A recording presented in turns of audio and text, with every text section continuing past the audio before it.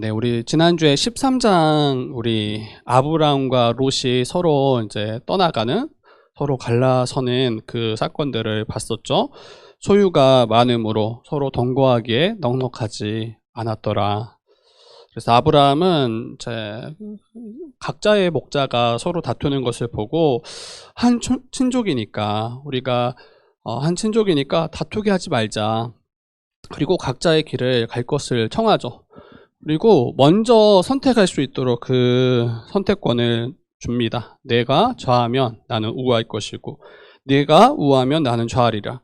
그래서 조카 롯에게 선택권을 이제 주었을 때, 롯은 요단 동편을 바라보고 온 땅의 물이 넉넉함을 보고 그곳을 택해서 떠나가는 그 장면. 그런데 성경이 이 소돔 땅을 어떻게 평가했는가가 중요하다고 했죠. 이 소돔과 고모라를 멸하시기 전이었으므로. 그리고 소돔 사람은 여호와 앞에 악하며 큰 죄인이었더라. 그래서 하나님의 그 심판을 미리 보여주는 그러한 장면을 우리가 살펴보았어요. 그리고 아브라함은 하나님의 약속을 신뢰함으로 헤브론이라는 그 마물의 상수리 숲풀에 거주하면서 거기에서 여호와를 위하여 제단을 쌓는 장면으로 13장이 마쳐집니다. 그리고 14장으로 이제 넘어가는데, 이 14장은 이제 좀 갑작스럽게 아브라함 당시에 그 가나안 땅과 그리고 이제 그 북쪽에 있는, 본래 이제 갈대아 우르에서 아브라함이 나왔잖아요. 근데 그 지역에 있는 왕들의 이야기를 갑자기 14장에서 쭉 이야기해줘요. 이 가나안 땅 주변에 국제 정세가 심상치 않습니다. 그리고 소돔 땅을 중심으로 이 전운이 감돌고 있어요. 곧 전쟁이 일어날 듯한 그런 상황들이 지금 벌어지고 있는 거죠. 이 왕의 이름들은 여러분 기억하실 필요 없어요. 시날 왕 아무라벨, 엘라살 왕 아리옥, 엘람 왕 그돌라오멜과 고임 왕 디달. 그래서 이거 북쪽에 있는 그 갈대아 우루, 이제 우리가 잘 아는 그 지역으로 생각하면 나중에 그 지역이 이제 바벨론이 되는 땅이에요. 그래서 가나안 땅 위쪽 보면 아수르가 있고 아수르 옆에 바벨론이 있는데, 그 바벨론의 이제 어찌 보면 시초가 되는 그 이제 도시국가의 왕들을 이 네 왕으로 볼 수 있습니다. 그리고 이 소돔 왕을 중심으로 한 소돔 왕 베라, 그리고 고모라 왕 비르사와 아드바 왕 시납과 스보임 왕 이 세메델과 벨라 곧 소하랑 소하랑이 싸움을 벌이려고 해요. 그래서 그돌라오멜을 중심으로 한 이 연합군과 소돔 왕을 중심으로 한 연합군이 이 싸움을 벌이려고 하는 그 시딘 골짜기에서 지금 서로 대치하는 상황들을 이 1, 2절에 보여주고 있는 거죠. 그런데 왜 이 두 연합군이 시딘 골짜기에 모여서 싸우려고 하는지, 지금 그 배경들을 이제 쭉 살펴볼 수가 있어요. 소돔 왕을 중심으로 한 5왕이 그돌라오멜을 12년 동안 섬겼다라고 이야기해요. 다 도시국가예요. 이게 엄청 거대한 제국이 아니라 지금 그 당시에 이 가나안 땅과 또 그돌라오멜의 이제 중심으로 한 그 나라들은 다 도시국가예요. 이 도시국가들인데, 이 12년 동안 이 소돔 왕을 중심으로 한 5왕들이 이 그돌라오멜을 섬겼더라라고 이야기해요. 그래서 마치 뭔가 왕과 신하의 관계처럼, 그러니까 서로 나라는 다르고 각 나라가 있지만 이 소돔 왕은 이제 그돌라오멜을 마치 이 왕과 같이 여기고 신하와 이 왕의 이런 모습처럼 보여지는 것 같아요. 12년 동안 섬기면서 아마 정말 많은 조공들을 드렸을 것이고, 또 여러 가지 그 자기 나라의 그 일들을 아마 간섭했을 것 같아요. 그래서 섬긴다라고 이야기하지만 이건 실제로는 굉장히 수치스러운 일이죠. 자국의 입장에서는 굉장히 수치스러운 일이고, 하루빨리 그 관계를 끊고 온전히 이제 자기의 나라를 자기가 다스리고 자기의 그 뜻 가운데 이 일들을 펼쳐가기를 아마 다 원했을 거예요. 그리고 이 12년 되기 전에, 12년째 배반을 했는데, 그 섬기는 그 기간 가운데 그 배반할, 그리고 독립할 그것을 아마 철저하게 준비했을 것입니다. 우리 12년이 되는 그때에 배반을 하는 거죠. 아마 이제 그 배반했다라는 거는 간단한 게 아니에요. 어떤 말이냐면 이 전쟁까지도 불사하겠다. 그리고 이를 위해 정말 치열하게 전쟁을 준비하는 시간을 가졌을 거예요. 그리고 전쟁이라는 건 여러분 다 아시겠지만 패배하는 쪽이 모든 것을 잃어버릴 수밖에 없는 그거예요. 섣불리 재미삼아 한번 해볼까 이렇게 뛰어들 수 있는 게 아니에요. 일단 전쟁이 일어나면 여러분 그때는 수단과 방법을 가리지 않고 무조건 승리해야 합니다. 소돔왕을 비롯한 그 다섯 왕이 이 전쟁까지 감수했다라는 거는 정말 철저하게 준비했고 충분히 승산이 있다라고 계산이 다 끝난 상태인 거예요. 근데 후에 이제 이 그돌라오멜이 자신을 배반했다라는 것을 알고 이 군대를 일으키죠. 그리고 그들을 징벌하기 위해서 이제 그 길을 나서는 장면입니다.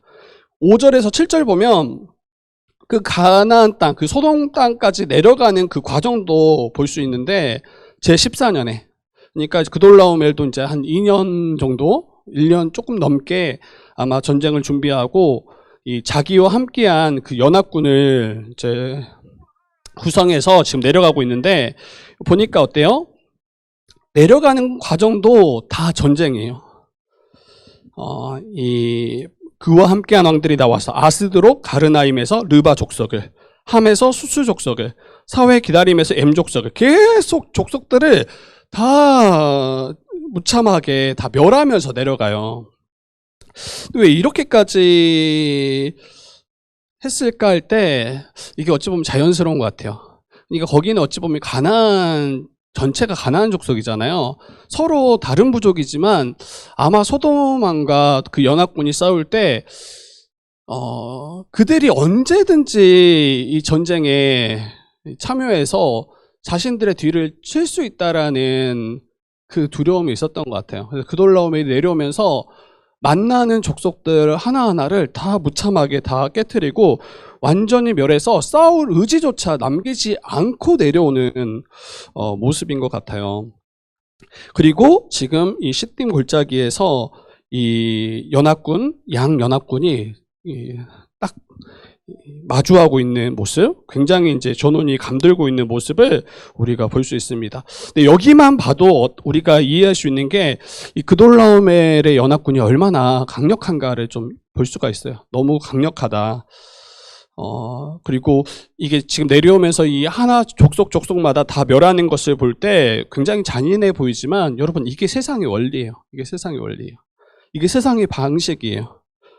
강한 자가 약한 자를 굴복시키고 그의 모든 것을 빼앗고 이게 약육강식의 이게 세상의 원리예요. 그래서 사람들은 다른 이보다 더 강한 힘을 얻고자 하고 더 높아지고자 하고 더 큰 권세를 가지고자 하는 거죠. 그리고 이러한 힘이 있을 때 다른 이들로부터 내가 소중하게 여기는 것을 다 지킬 수 있는 거예요. 저희 나라도 마찬가지예요. 우리나라도 마찬가지예요. 이러한 싸움은 그 당시에만 있는 게 아니라 모든 시대 모든 곳에 항상 있는 싸움이에요. 우리나라도 작고 작은 나라였기 때문에 그 역사들을 보면 외세 침략에 수없이 고통당하고 또 침략당했던 역사를 가진 나라입니다. 전쟁에 이 백성들이 휘말려서 생명을 잃고 재산을 잃고 사랑하는 가족들을 다 잃어버렸던 그 역사가 우리의 역사예요. 그래서 이제 국력을 키워야 한다라는 게 다 그런 말이에요. 한번 전쟁이 일어나면 다 어찌 보면 다 끝이에요. 다 모든 걸 잃어버릴 수 있는 그 위협 앞에 있는 거죠. 그리고 실제 오늘날에도 이 전쟁은 위협은 여전히 있습니다. 남과 북과 대치하고 있는 상황이고 여전히. 그리고 언제 이제 외부에 있는 다른 나라들이 어떻게 위협을 가할지 다 알 수 없죠. 총성 없는 전쟁이 매일매일 경제가 됐든 외교가 됐든 항상 일어나고 있다는 것을 우리가 알고 있죠. 그래서 우리의 안전은 어디 있을까? 이 설교가 이제 맞춰질 때쯤에 다시 한번 다루고 우리가 이야기할게요. 다 아시겠지만 이러한 세상의 그 위협 가운데 우리의 안전은 어디에 있는가?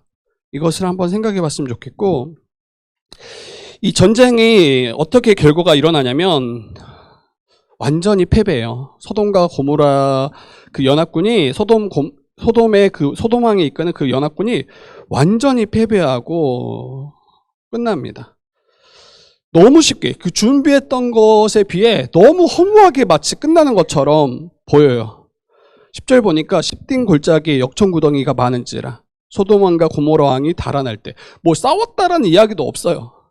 그냥 달아날 때가 지금 나와요. 그냥 10절에 그 구체적인 장면들을 말하지 않아요. 소돔 왕과 고모라 왕이 달아날 때 그들이 거기 빠지고 그 나머지는 산으로 도망하며, 그리고 11절 보니까 내 왕이 소돔과 고모라의 모든 재물과 양식을 다 빼앗아 갔더라. 그리고 12절 보니까 소돔에 거주하는 아브라함의 조카 롯도 사로잡혔고 그 재물까지 노력하여 갔더라 라고 이야기합니다. 롯이 거기에 전쟁이 일어날지 어떻게 알았겠어요? 정말 눈에 보기 좋은 그 물이 넉넉한 곳을 향해서 따라갔는데 어느 순간 전쟁에 휘말려 있고, 그리고 자기도 포로가 되어 있고 자기가 쌓았던 모든 재물을 다 잃어버리고 있는 모습인 거죠. 포로로 질질 끌려가고 있는 모습이에요. 근데 이 소식을 13절에 도망한 자가, 그 전쟁 가운데 도망한 자가 이 아브라함에게, 히브리 사람 아브라함에게 알렸다라고 이야기합니다. 그리고 그때 아브라함이 어떻게 반응하냐면, 제가 볼 때는 이 소식 듣고 곧장 즉각적으로 그 그돌라오멜이 이제 이끄는 그 연합군을 쫓아갔던 것 같아요. 조카가 사로잡혔다라는 것을 듣고 집에서 길리고 훈련된 318명을 거느리고 단까지 쫓아갔더라. 우리 15절 보니까 자기의 가신들, 자기의 그 집에서 길리고 훈련한 그 자기의 군사들을 나누어서 밤에 그들을 쳐 부수고 다메섹 왼편 호바까지 쫓아가서 모든 빼앗겼던 재물과 자기의 조카 롯, 그리고 조카 롯의 재물, 그리고 그의 부녀, 친척들까지 다 찾아왔더라라고 이야기합니다. 여기까지 읽으면 우리가 아브라함이 얼마나 전쟁에 능한 사람인가 이런 생각을 좀 할 수 있을 것 같아요. 아브라함은 이러한 전쟁을 있을지 몰랐죠, 원래. 근데 집에서 이러한 훈련받은 병사들을 지금 미리 준비하고 있었다라는 거잖아요. 훈련받은 병사들을 이제 끌고 가고, 그리고 이 병사들을 나누어서 한밤중에 급습했다라는 것은, 이것은 굉장히 탁월한 판단력과 또 이 어떤 전략, 전술을 가지고 있었다라고도 볼 수가 있어요. 그래서 이러한 것을 통해서 큰 승리를 거둔 것처럼 보이기도 합니다.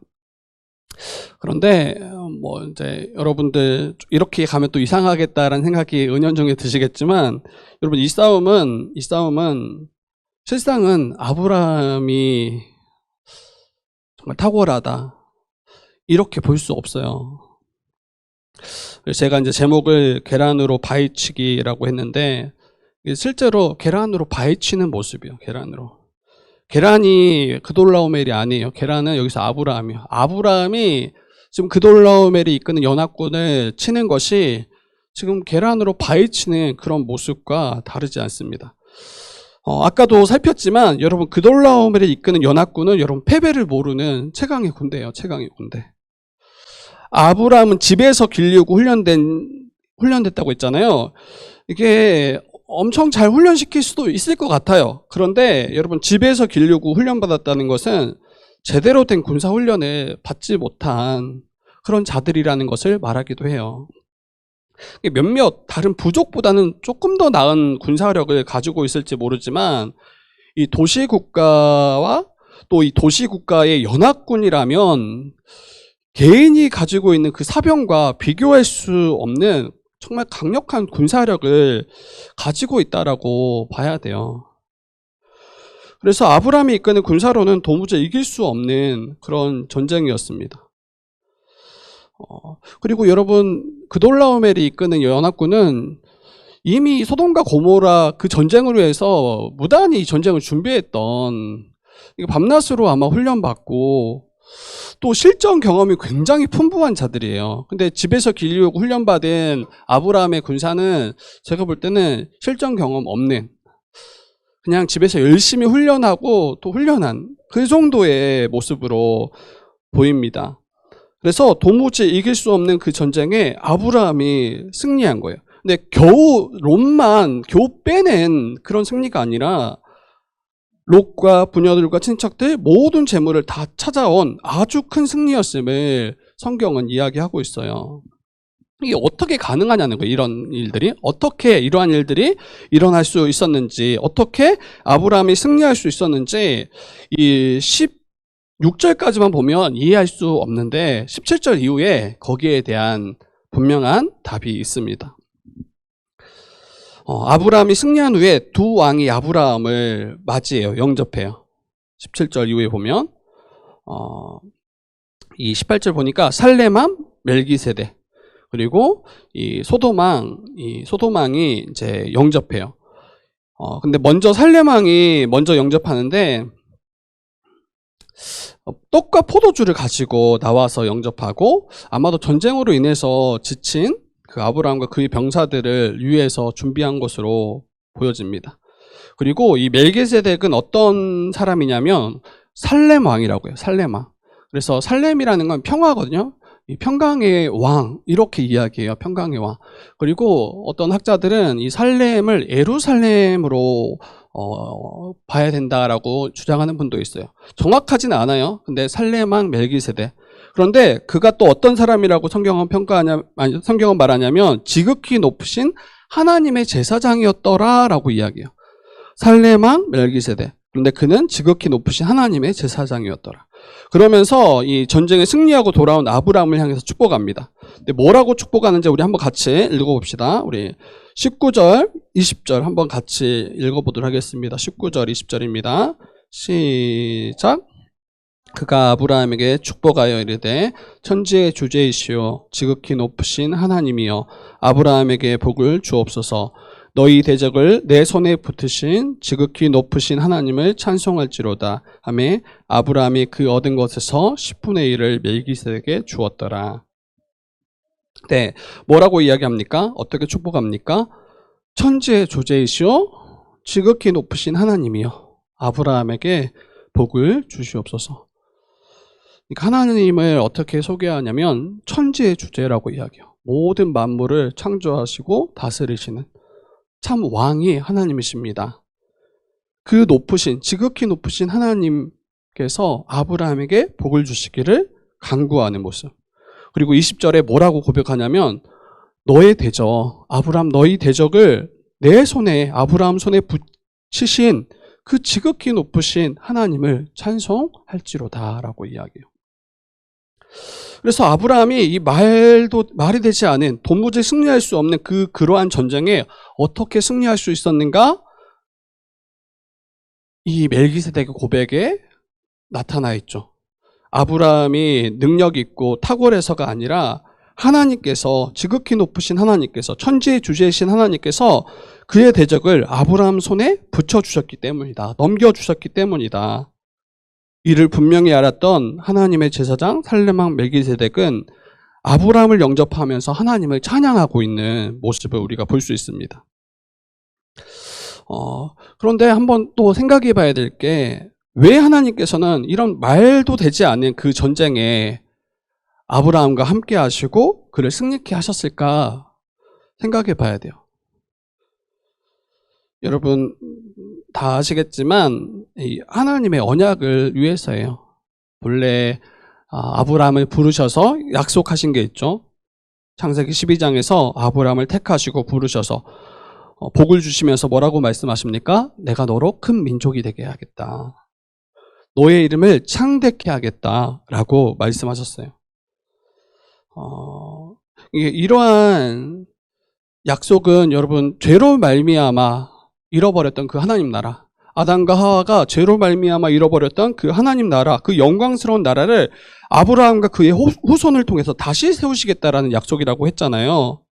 그런데 만약에 아브라함이 그 말도 되지 않은 그 전쟁에 나가서 그의 생명을 잃어버린다라면, 그 전쟁 중에 죽는다라면, 이거는 죽어야 되는 싸움이에요. 죽을 수밖에 없는 싸움이에요.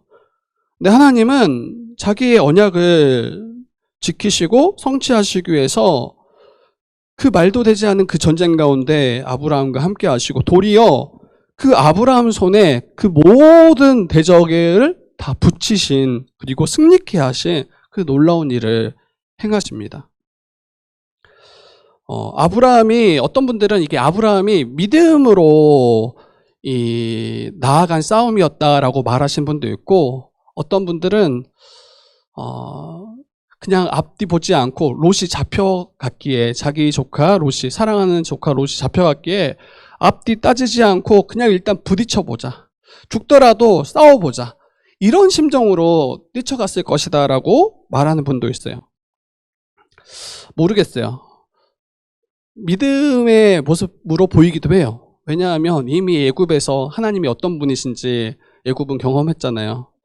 그 하나님을 의지해서 나아가는 싸움일 수도 있고, 그런데 이제 조카 롯, 그가 일단 잡혀갔으니까 어떻게든 해봐야 되는 거 아닌가라는 그 애끓는 마음으로 지금 뛰어든 모습처럼 보이기도 해요. 근데 이거는 중요하지 않아요. 문제는 하나님이 그를 버려두시지 않는다라는 거예요. 믿음의 전쟁이었든 그렇지 않든 하나님께서는, 하나님 편에서는 그를 홀로 보내시지 않습니다. 하나님께서는 당신의 언약을 신실하게 지키시고 성취하시기 위해서 아브라함이 뛰어든 그 전쟁 가운데 함께 하시고 그를 구원하시고 그 모든 대적을 그의 손에 붙이시는 것으로 이 말씀이 우리에게 나타나죠. 그리고 그 승리는 작은 승리가 아니었고 모든 것을 다 되찾아온 완벽하고 놀라운 승리를 얻게 하셨다는 것을 우리가 기억하셔야 돼요. 그리고 여러분, 아브라함이 이 멜기세덱의 고백을 온전히 믿음으로 받아요. 자기 좀 우쭐할 법 하잖아요. 엄청난 전략과 또 자기가 잘 집에서 훈련하고 길리운 그 군사들을 통해서 마치 자기가 승리한 것처럼 엄청 자기를 자랑하고 높이고 그렇게 할 법 하잖아요. 그런데 아브라함은 맞습니다. 이 전쟁은 내가 행한 게 아닙니다. 이 전쟁에 승리케 하신 것은 내 힘과 내 지략이 아니라 하나님이 나를 승리케 하셨다라고 온전히 이걸 믿음으로 받아요. 그리고 그 믿음의 고백, 그 믿음의 우리 합당한 표시로 여러분, 그 자기가 전쟁에서 얻은 그 전리품의 10분의 1을 이 멜기세덱 그 살렘 왕에게 드리는 장면, 하나님의 제사장인 멜기세덱에게 드리는 장면이 오늘 본문에 보여요. 그래서 11조가 성경에 처음 나타난 본문이 14장이에요. 창세기 14장. 성경의 곳곳에 이제 이 10분의 1에 대해서 이야기하기도 하는데 첫 본문이에요. 첫 본문. 그래서 11조의 원리를 여기서 간단하게 살펴볼 수 있을 것 같아요. 간단하게. 이거는 하나님께서, 그리고 하나님의 제사장인 멜기세덱이 아브라함을 향해서 내가 너를 승리케 했다. 그렇기 때문에 10분의 1을 내게 바치라, 이렇게 명하시지 않았다라는 거예요. 아브라함이 그 고백을 온전히 인정하고 믿음으로 받아서 본인이 자원해서 이 10분의 1을 하나님께 드렸다라는 거예요. 11조는 여러분, 이 자신의 수입의 10분의 1을 드리는 것, 이게 의무조항이기 때문에 드리는 게 아니에요. 이 말을 다르게 말하면 11조는 여러분 율법이 아니에요. 지키면 하나님이 거기에 대해서 인정하시고, 지키지 않으면 하나님이 벌하시고, 이러한 게 11조가 아니라는 거예요. 11조를 드리거나 드리지 않는다고 해서 하나님께서 이를 그의 의로 여겨주시거나 이것을 죄로 여기시지 않는다라는 거예요.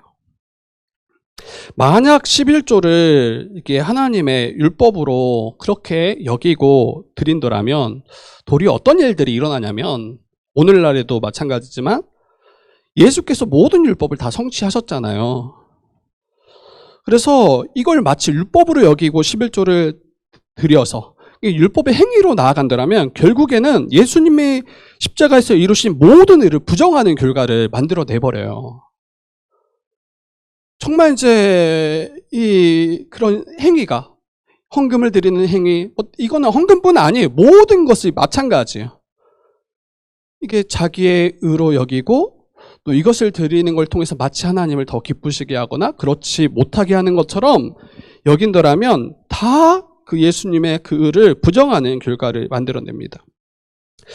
그렇다면 왜 우리는 이 11조를 드리는가? 이제 아브라함을 통해서도 살펴볼 수 있죠. 우리의 신앙의 고백이죠. 우리의 감사의 고백이에요. 살레망 멜기세덱의 고백을 믿음으로 받는 거예요. 하나님은 천지의 주제이십니다. 모든 만물을 창조하시고 다스리는 주님이 하나님이십니다. 지극히 높으신 하나님께서 내게 복을 주시는 분이십니다. 그리고 하나님께서 대적을 아브라함 손에 붙이셔서 승리케 하셨던 것처럼 하나님께서 우리를 승리케 하실 분이심을 믿음으로 고백하면서 감사로 드리는 예물이 바로 11조인 겁니다. 그래서 여러분 이 11조뿐만 아니라 예물을 드림은 여러분 의무가 아니에요. 율법이 아니에요. 자원함으로 감사함으로 드려야 합니다. 그리고 신약시대로 넘어와서 이 11조를 간단하게 생각해 보면 여러분 전 사도행전 말씀인 것 같아요. 사도행전 말씀.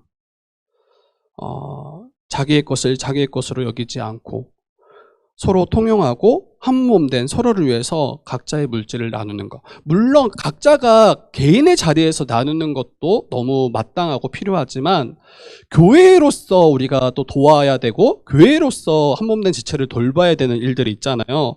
그때 우리가 드리는 그 예물 또 11조가 거기에 귀하게 쓰여지는 거죠. 그리고 여러분 이 11조를 율법으로 여길 때 어떻게 생각을 하냐면 마치 10분의 1을 드리면 자기는 자기의 의무를 다했다라고 생각하는 경향이 있어요. 여러분 수입이 많으신 분들은 10분의 1을 드리고 나머지 10분의 9를 아주 기쁨으로 자유롭게 자기를 위해서 사용하죠. 그리고 내 책임을 다했다 여깁니다. 여러분 100만 원을 버시는 분이 거기에서 10만 원을 이제 11조로 드리는 거. 이거는 굉장히 커요. 굉장히 커요. 100만 원 자체가 원래 수입이 적잖아요. 근데 그것으로 생활하는 것 자체가 어렵잖아요. 근데 거기에서 10분의 1, 10만 원을 드린다라는 거는 정말 제가 볼 때 엄청난 믿음이에요. 엄청난 믿음이에요. 그런데 여러분 이거 다 예를 드는 거예요. 우리는 뭐 1000만 원 버는 분도 없고 아직. 근데 여러분 1000만 원 버시는 분이 10분의 1을 100만 원이죠. 11조로 드리는 것은 여러분 작은 10만 원보다 10배지만 그러나 어때요? 그게 크지 않아요. 1000만 원 안에서는. 나머지 900을 자기가 쓰잖아요. 그리고 그것을 마치 900을 자기를 위해 쓰는 게 괜찮은 것처럼 그게 마땅한 것처럼 여기는 것. 이게 도리어 함정이 될 수 있습니다. 여러분 모든 것이 주의 것임을 인정하고 믿음으로 10분의 9도 주를 위해 사용할 수 있어야 돼요. 주의 뜻에 합당하게 내가 이 물질을 사용하고 있는가 거기가 중요한 지점이에요. 근데 100만 원에서 10분의 1 드리고 나머지 90을 자기의 생활이나 또 다른 지체들을 위해서 약간 드리는 거 이거는 제가 볼 때는 엄청 크다. 그런데 1000만 원 버시는 분이 100만 원 11조하고 나머지 900을 자기를 위해서 모든 것을 다 거기에 쏟아붓고 사용하는데 자기는 괜찮다로 여기는 거 이게 도리어 문제다라는 생각을 하게 됩니다. 여러분 11조의 정신을 생각해야 돼요. 율법 아니다. 율법 아니다. 절대 율법이 아니다. 그러나 11조의 정신을 우리가 잘 붙잡고 예물을 드리거나 또 우리 헌금 생활을 해야 되겠죠. 물론 이제 몇몇 교회는 이 11조를 잘못 도용하는 것 같아요. 이 제도를. 또 이러한 어떤 형식을 교회나 목회자의 부를 축적하는 수단으로 사용하는 경우도 있는 것 같아요. 결국에는 이게 돈이 우상되어서 하나님을 섬기는 것이 아니라 돈을 섬기는 것으로 드러나죠. 이거는 차라리 안 드리는 게 더 나을 수 있어요. 도리어 그걸 더 강화시킬 거 아니에요. 그래서 어떤 목회자들이 이걸 더 강조하면서 헌금 설교하는 것은 저는 부정적으로 봐요.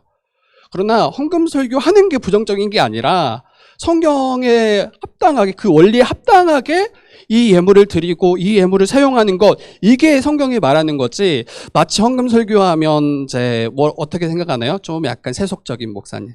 그리고 그런 말 하나도 하지 않으면 약간 좀 깨끗하고 세속적이지 않은 그런 목사님. 여러분, 이제 그런 관점에서 저는 이제 세속적인 목사로 보여줄 수 있겠죠. 그런데 다시 말씀드리지만 11조는 율법이 아니고 신앙 양심상 혹시 이런 분들이 요즘 많은 것 같아요. 막 신앙 양심상 자신은 11조를 드릴 수 없다 이렇게 말씀하시는 분들이 있는 것 같아요. 왜? 율법이 아닌데 왜 드려야 되냐는 거예요. 그런데 여러분, 마음의 중심을 살펴야 돼요. 정말 주님을 잘 믿기 원하는가? 그리고 정말 함께한 지체들을 한 몸으로, 한 가족으로 여기며 살아가기를 원하는가? 이게 너무 분명한데 이게 도리어 율법처럼 여겨져서 안 드리는 거 저는 괜찮다고 생각해요. 신앙 양심상 그렇게 본인이 선택한다면 괜찮다. 그러면 그때 11조의 정신을 생각해야 된다. 11조 안 드려도 된다. 그러면 11조 정신은 뭐냐면 한 몸 한 가족으로 살아가는 거잖아요. 어때요? 그러면 11조 드리지 마시고 10분의 1 그 이상 한 몸 한 가족으로 산다는 건 훨씬 더 살아갈 수 있어야 되는 거예요, 실제로.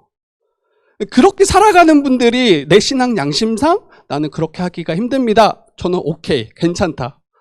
뭐 더 감사하죠, 도리어. 그런데 도리어 마음의 중심의 물질을 더 우상으로 여기고 이게 마치 있어야 자기의 삶이 편안하고 자기가 괜찮을 것처럼 여겨서 그것을 핑계 삼아 하지 않는 것은 이거는 저는 문제가 있다라고 봐요. 그래서 물질에 대한 욕심을 교묘하게 말씀으로 이걸 감추려고 하는 그런 시도들이 혹시 있더라면 이것을 우리가 경계해야 됩니다. 다시 말씀드리지만 11조뿐만 아니에요. 우리가 드리는 예물, 우리가 드리는 봉사, 섬김, 이게 율법의 행위가 아니에요. 율법이 아니에요. 결코 이걸로 하나님께 나아갈 수도 없고 의롭게 인정받을 수 없습니다. 그러나 참된 믿음의 결과로서의 열매라면 이거는 무엇보다도 하나님이 기쁘시게 받으시는 것이고 또 하나님 안에서, 주 안에서 한 몸 된 지체들을 위해서 마땅한 것이다라는 생각을 가지셔야 돼요. 이게 이제 오해가 될까봐 계속 예를 드는 건데, 만약에 여러분 가족 중에 큰 질병이 있거나 여러 가지 어떤 사건, 사고에 이제 부딪히는 분들이 있을 수 있잖아요. 그때 저한테 목사님 이런 상황에서 11조를 드리기가 힘들 것 같습니다 말한다면 저는 괜찮다라고 이야기할 것 같아요. 괜찮다.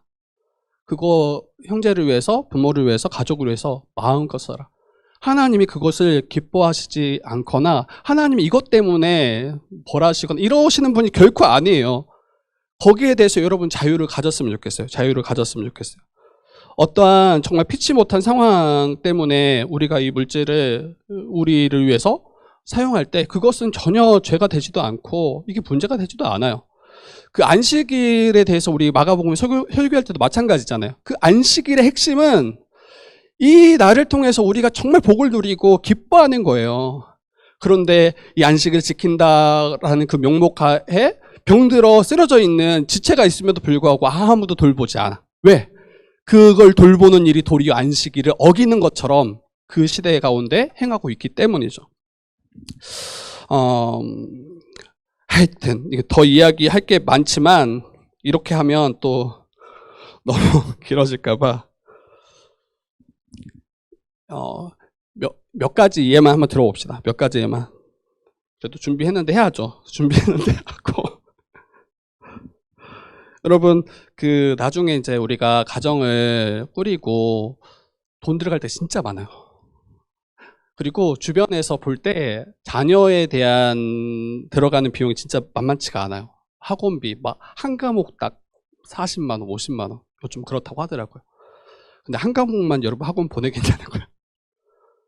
적어도 국영수 보내야 될 거 아니에요. 거기에다가 예체능 한 개 보내야 될 거 아니에요. 태권도가 됐든 피아노가 됐든.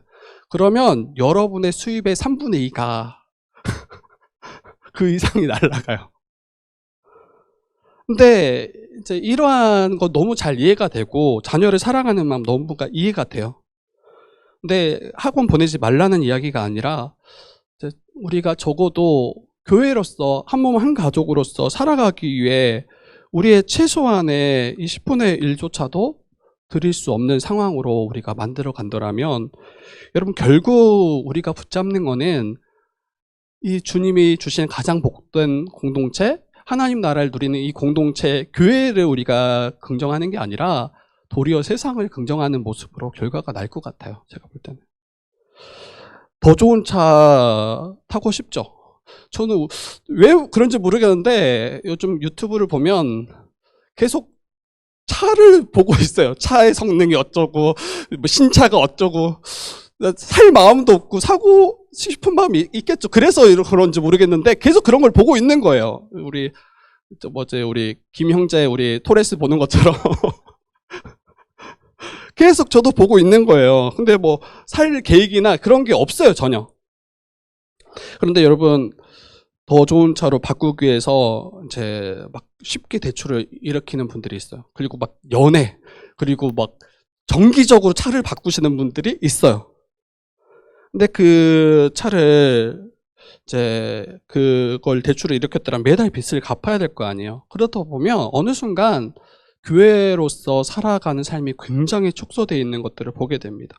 아니 좀 조금 낡아도 좀 불편하더라도 그때는 그 낡은 차를 타시는 게 맞다라고 생각이 되고 좀 더 넓은 평수, 좀 더 나은 환경으로 옮기는 것도 너무 중요하죠. 특히 이제 자녀들이 있더라면 더더욱이나. 그런데 여러분 똑같아요. 원리는 똑같아요.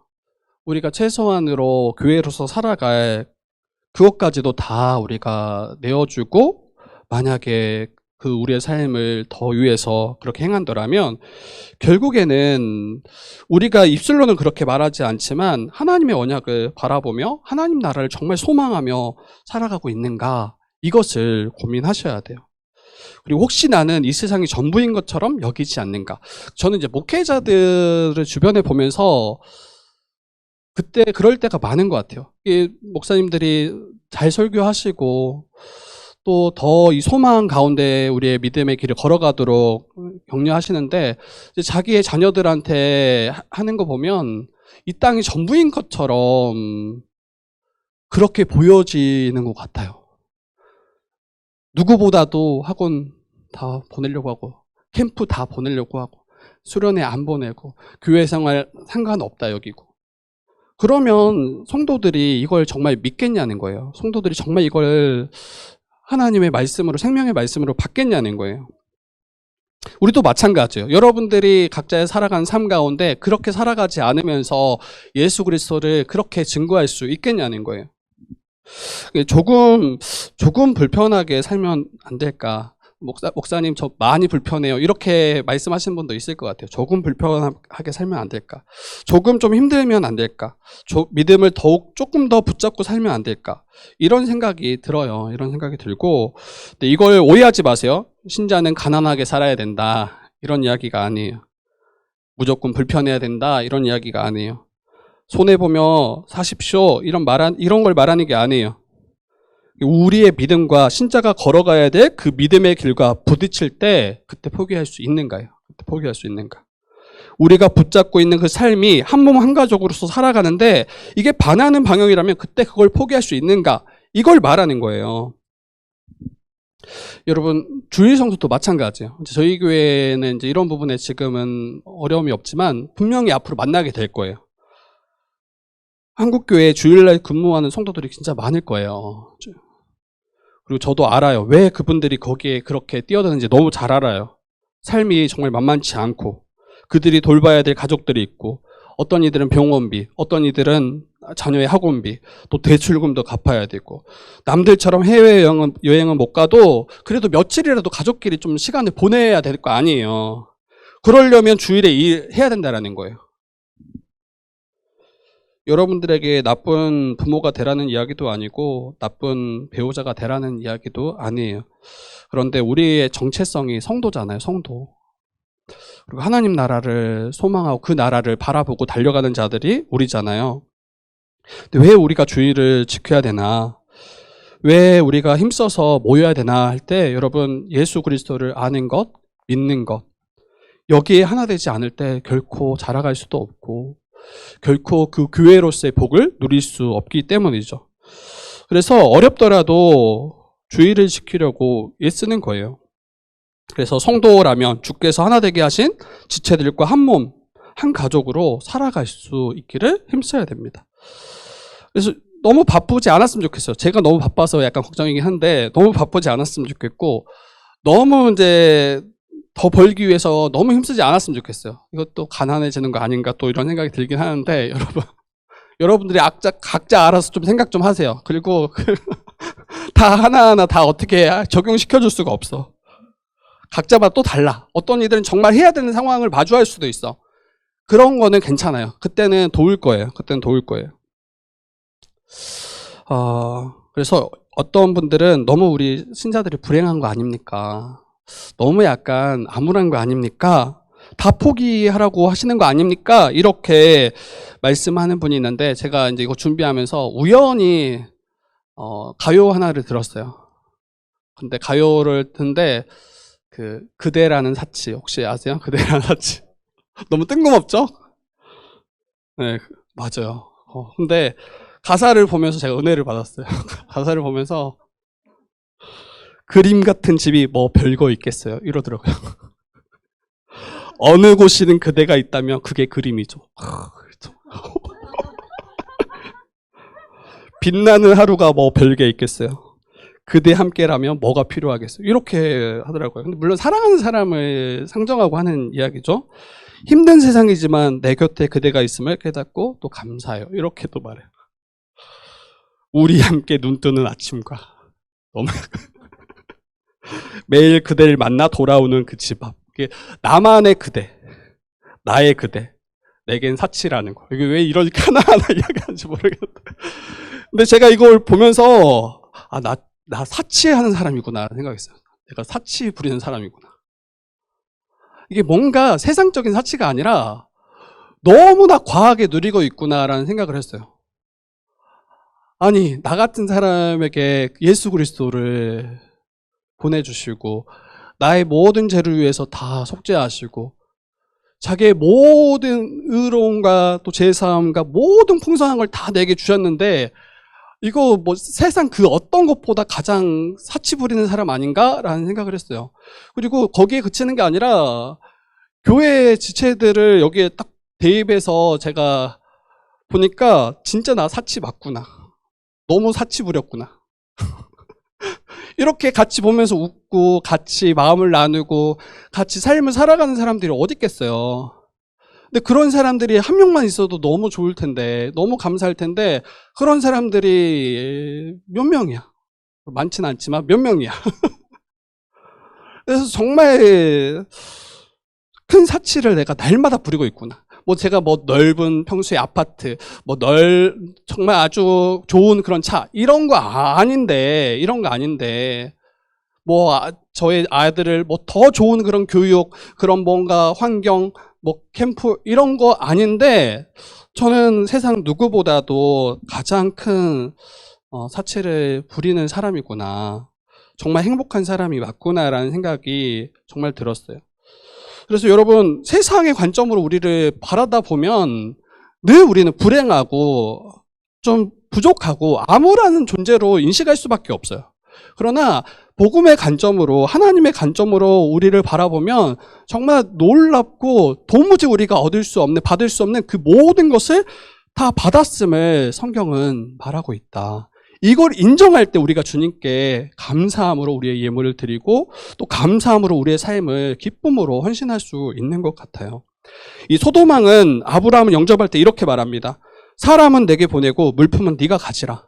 사람은 내게 보내고 물품은 네가 가지라. 여기서 말하는 물품은 이 전쟁을 통해서 다 되찾아온 그 모든 전리품과 그 포로로 끌려간 모든 사람이죠.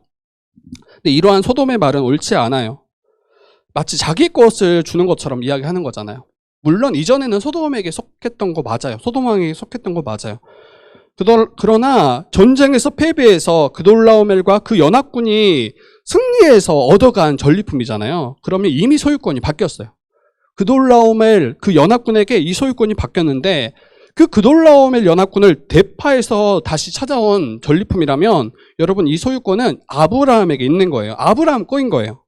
그런데 지금 소돔은 사람은 내게 보내고 물품은 네가 가지라 이렇게 이야기합니다. 마치 자기의 것을 자기가 나누는 것처럼. 아브라함은 어떻게 반응합니까? 아브라함 반응이 더 놀라워요. 도리어 저 같았으면 그때 소돔을 완전히 멸했을 것 같아요. 이미 지금 가지고 있는 군사력과 또 가지고 있는 그런 모든 경제력을 봤을 때 지금 소돔은 다 잃어버린 상태예요. 아무것도 없는 상태예요. 그를 멸하는 것, 그리고 그 위에 자기의 성을 쌓고 자기의 나라를 세울 수 있는 충분한 그 여건이 조성되어 있단 말이에요. 그런데 아브라함은 어떻게 말하냐면 내가 아무것도 가지지 않겠다. 네 말이 아브라함으로 내가 부자 되게 했다. 이렇게 할까? 그렇게 말할까 해서 나는 내게 속한 아무것도 가지지 않겠다. 내게 속한 실 한 오락이나 신발끈 매는 그 들매끈조차도 가지지 않겠다라고 이야기합니다. 정말 이 승리가 하나님께로부터 왔음을, 그 모든 복이 하나님께로부터 왔음을 온전히 인정하는 모습이에요. 그러나 이 소돔의 말은 도리어 그 하나님의 영광을 다 자기가 가로채고 그 자리에 자기가 있으려고 하는 모습이죠. 이것을 아브라함은 받지 못하고 인정할 수 없다라는 거예요. 그래서 아무것도 갖지 않겠다, 아무것도 받지 않겠다 이렇게 말하고 있습니다. 그러니까 아브라함은 하나님의 영광을 조금이라도 가린다라면 내게 아무리 큰 것이라고 할지라도 다 포기할 수 있다라고 말하는 거예요. 여러분, 그 전리품이 작지 않아요. 결코 도시국가, 여러 도시국가로부터 얻었던 재물과 사람들이라면 엄청난 재물이에요. 평생 일해도, 평생 무엇을 해도 얻을 수 없는 엄청난 재물이고, 그 사람들 자기가 데리고 훈련시키고 또 그 사람들을 세운다라면 여러분, 그 하나님께서 약속하셨던, 아브라함에게 약속하셨던 내가 너를 통해서 내 나라를 세울게, 그 말이 아주 빨리 당겨올 수 있는 그 기회란 말이에요. 지금 아브라함 때 이삭 하나 딱 보고 죽잖아요. 그런데 가나안 땅 한 평도 제대로 얻지 못하잖아요. 그런데 이 소돔을 통해서 얻게 된 그 재물과 그 사람들로 인해서 마치 가나안 땅을, 그 땅을 금방 얻을 수 있는, 왜 군사를 키워서 하나하나 점령해 가면 될 거 아니에요. 경제력도 엄청난데. 근데 그거 다 포기하겠다라고 말하고 있습니다. 저는 이제 이 말씀 보면서 하나님이 아닌 자기가 그 영광을 가로채려고 하는 그러한 모습들을 정말 우리가 경계해야 되겠다. 마치 자신이 그를 부하게 하거나 그를 복되게 하거나 성공케 했다라고 하는 그런 여지가 있더라면 가차없이 그것을 끊어낼 수 있는 게 이게 우리 신자의 합당한 모습이겠다는 생각이 들었어요. 그래서 교회는 여러분 너무 탁월하거나 너무 부한 분들이 있을 때 경계하셔야 돼요. 너무 탁월한 분, 너무 부한 분, 그런 분을 도리어 경계하셔야 돼요. 그분을 적대하라는 이야기가 아니에요. 적대하라는 이야기가 아니고 그분이 소도망이다 뭐 이렇게 말하는 게 아니에요. 자기도 모르게 하나님께서 받으셔야 될 그 영광의 자리에 자기가 앉아있을 위험이 있다라는 거예요. 자신의 탁월함으로 마치 교회를 세우거나 세우지 않을 수 있는 것처럼, 자신의 그 희생으로, 자신의 섬김으로, 자신의 그 부로 말미암아 마치 교회를 세우거나 세우지 않을 수 있는 것처럼, 마치 자기가 이 일을 행할 수 있는 것처럼 여긴다고요. 근데 멜기세덱의 고백 그리고 아브라함의 고백은 천지의 주제이시오 지극히 높으신 하나님께서 이 모든 것을 이루셨음을 고백하는 거잖아요. 이제 말씀 마칠게요. 말씀 마칠 텐데 세상의 원리는 강한 자가 약한 자를 지배하고 승리하고 약탈합니다. 그러나 하나님께서는 이 세상의 원리를 다 역전시키셔서 도리어 약하지만 하나님과 함께한 자들, 그 언약과 함께하는 자들을 도리어 승리케 하시고 가장 모든 복을 다 온전히 누리도록 하시는 분이 하나님이심을 우리가 잊지 않았으면 좋겠어요. 세상의 원리로는 도무지 계란으로 바위를 깰 수 없어요. 그러나 하나님은 계란으로 바위를 깨시는 하나님이시다. 그게 어디에서 가장 잘 드러납니까? 바로 예수 그리스도 그 십자가 사건이에요. 그 작고 작은 마을 베들레헴에서 나셨고 세상의 권세와 힘과 가장 거리가 멀었던 그분. 그런데 하나님께서 그를 십자가에 내어주셨잖아요. 그리고 십자가에 달려 죽으셨잖아요. 분명히 패배한 싸움이고 도무지 이길 수 없는 싸움처럼 보이는데 예수님은 그 십자가 죽음으로 사탄의 머리를 완전히 깨뜨리셨을 뿐 아니라 믿는 자들, 또 죄와 사망 가운데 넘어져 있는 모든 자들을 다 되찾아오신 정말 아주 완벽한 승리와 모든 걸 되찾아오신 엄청난 승리를 거두시는 분이 바로 우리 주님이세요. 그분이 우리와 함께 하신다라는 것을 우리가 잊지 않았으면 좋겠습니다. 그래서 모든 전쟁은 하나님께 속했고 하나님이 승리하게 하시며 또 그의 백성들을 승리로 이끄시는 분이 바로 우리 주님이심을 우리가 믿고 이 믿음의 길을 끝까지 달려가는 저와 여러분들 되기를 주님의 이름으로 부탁드립니다.